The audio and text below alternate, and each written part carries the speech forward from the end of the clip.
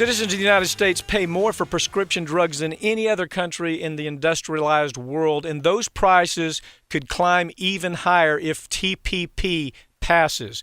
Joining me now to talk about this is Howard Nations. Howard, to start this story, I think the American public has no idea really what the kind of markup, what the kind of theft we're seeing with the pharmaceutical industry really amounts to. Let me just give you a few ideas. Celebrex, when it costs the makers of Celebrex it costs them 60 cents to make 100 tablets of Celebrex. They end up selling those 100 tablets for $130. Claritin, it costs them. By the way, that is a 21,000% increase. That's how much profit that they're making here. Claritin, it costs the company 70 cents to make the product. They sell it to consumers for $215. These numbers are staggering, but it's almost the case with all of them. Have you seen these before? Oh yeah, the real exemplar is the Xanax. 1 milligram of Xanax costs 2.5 cents to make. They sell it for $136.79, a mere modest markup of 569,958%, which makes Prozac look like a bargain. It costs 11 cents, sells for $247.47. That's a mere markup of 224,973%. These numbers are staggering. And here's the problem. This is why we have health care out of control in the United States. Let me back up here just a little bit. If we take a look at where all of this started, if we go back to the first time that they started talking about Medicare, about 1965, the pharmaceutical industry didn't have this relief bill. In other words, you had the folks who came forward with that legislation say, we're not really focusing that much on pharmaceuticals. And then it evolved to where the pharmaceutical industry built this group that is almost like it's the equivalent of a Tea Party. They were a false grassroots organization of elderly like AARP that came in and said, you need to include pharmaceuticals. Now take it from there. What happened with Bush? When he got a hold of it, it was like throwing gasoline on a bonfire. Yeah, what happened was the pharmaceutical Medicare Part D, the Bush, what was called the Medicaid Modernization Act, Bush appointed Thomas Scully, who was a former hospital industry lobbyist, to run Medicare and to negotiate with Congress on behalf of the taxpayers. The first clue is this, Mike. Why would you obtain a waiver of federal ethics rules unless you plan to be unethical? Now, is that what Scully did? Scully got a waiver of the ethics rules so that he was allowed to negotiate for lobbying jobs with the pharmaceutical industry while he was negotiating Medicare with the pharmaceutical industry.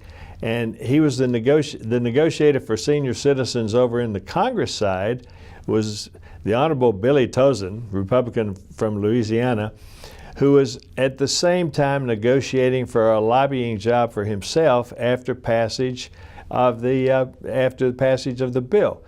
When the bill was passed, he became the chief lobbyist for the pharmaceutical industry, Big Pharma. The seniors were not protected by the bill. Medicare was outlawed. Listen to this. Medicare was outlawed from negotiating with the pharmaceutical industry for drug prices. They were exempted. Healthcare services, physicians, wait, back up here just because I don't think most people understand this. You had Bush come forward with laws that said that the Medicare is prohibited from even negotiating a price, even though they negotiate on everything. In other words, they set the standard on everything else. If a doctor submits a bill and they don't want to pay it, they simply say, no, you've exceeded the standard. But where it came to drugs, you're saying the Bush and Obama, by the way, it's not just Bush, this has continued. Now they've said you're prohibited from negotiating. And wasn't the second part of that also Howard, that they were told you may not even buy drugs out of country even if they're cheaper. That's exactly right, which is totally outrageous, because what that has done to the pharmaceutical costs in this country are absolutely unbelievable. But let's go back to how it got there for just a minute. What happened after the drug bill was put in place is Tozan immediately left Congress. The congressman who negotiated the bill immediately left Congress and became head of pharma. He became the chief lobbyist for the pharmaceutical industry at $2 million a year. Scully, who was Bush's representative and head of Medicare to negotiate, took 15 congressional staffers, officials, and congressmen who had worked on the bill, who also went to work in the pharmaceutical industry. And then, it hadn't gotten any better. As you said, Obamacare in 2008. Wait a second. Didn't it, in this story about Towson, you've reported on this before, he made almost $12 million from the pharmaceutical industry when he cashed in. In other words, he gets this push through. He makes $2.3 million in salary. Then he gets almost $12 million in some kind of bonus after he leaves. Well, that bonus came from a very interesting place. When Obamacare was coming through, they were negotiating for it in 2008. Tozan was still the president of chief lobbyist for pharma. He went to the White House 6 times. The bill that came through as part of Obamacare, pharma, no price negotiations in pharma, no drug imports.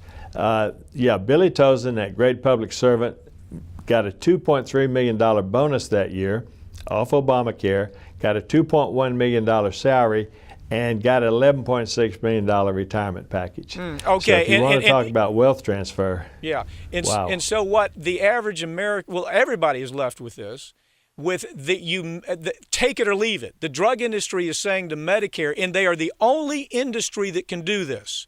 They're saying to Medicare, yes, we're selling you something with a 500,000 profit margin, and you have to take it or leave it, and the law prohibits the government from even doing anything about it. Now, I would love to say that just happened under Bush, but the truth is it continues under Obama, and that's what's so ugly about this. What kind of savings would we get if we did what we were supposed to do? If we did things right, what kind of savings would taxpayers get here?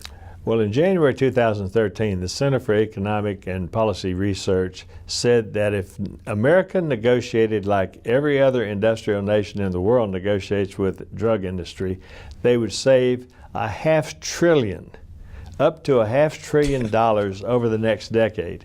Now, the Congress who cuts food stamps, who won't extend unemployment, who won't fund education properly, has no problem with spending an extra $500 billion for pharma. And not only is it the federal government, but state governments could save up to $72 billion, and seniors themselves could save up to $112 billion over the next 10 years if this were not the law. And so right now, while that's all going on in about 30 seconds, I think the most interesting thing to me, Howard, is the average CEO for a company like Pfizer and these drug companies with these 500,000% markup profit margins. A guy's making $25 million just in a bonus. $25 million as a bonus. And taxpayers are paying that money. Don't you see it that way? Well, how do they earn it, though, Mike? It's the very careful investment in politicians. It's the best Congress money can buy. How in the world they keep their 8% approval rating, I don't understand. It should be less. I think it will be less before this administration goes home. Howard Nations, thank you for joining me.